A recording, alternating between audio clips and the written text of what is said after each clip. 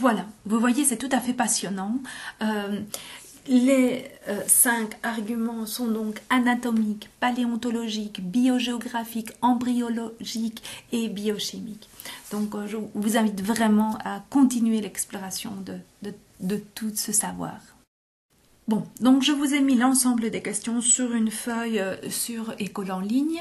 Si vous savez imprimer, ça vous prendra moins de temps que de chaque fois tout réécrire, d'accord? Si vous ne savez pas, vous faites comme d'habitude, vous m'écrivez, vous prenez une photo et vous me l'envoyez, il n'y a pas de souci, d'accord? Donc ici, je vais repasser en revue les différents arguments et poser des questions sur les différents arguments. Donc, lorsque on a parlé des os, de quels éléments osseux sont composés les membres antérieurs de tous les vertébrés qui sont étudiés dans l'exemple? À votre avis, à quoi sont dues ces différences qui existent entre les différents membres de la chauve-souris, de l'homme? Et la troisième question, à quoi est due la ressemblance entre ces différents membres?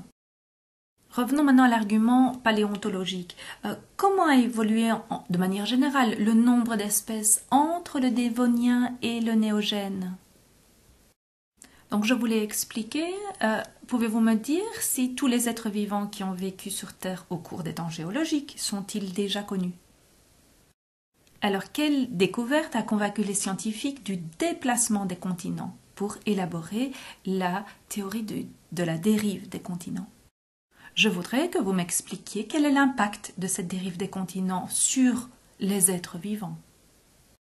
Formulez s'il vous plaît une comparaison au niveau des embryons à 2 stades qui sont présentés ici lors de leur développement embryonnaire.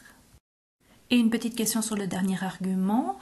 Comment pourrait-on expliquer les différences entre les séquences d'acides aminés, des myoglobines, étudiées, prenez 2 exemples comme vous voulez. J'espère que vous avez tout compris et que vous avez surtout compris que la théorie de l'évolution ne se base pas sur des dogmes, donc des croyances, mais bien sur une série d'arguments observables. Okay? Et c'est cette seule théorie qui permet d'expliquer l'unicité du vivant, c'est-à-dire que le vivant fait un au niveau cellulaire et moléculaire. À bientôt!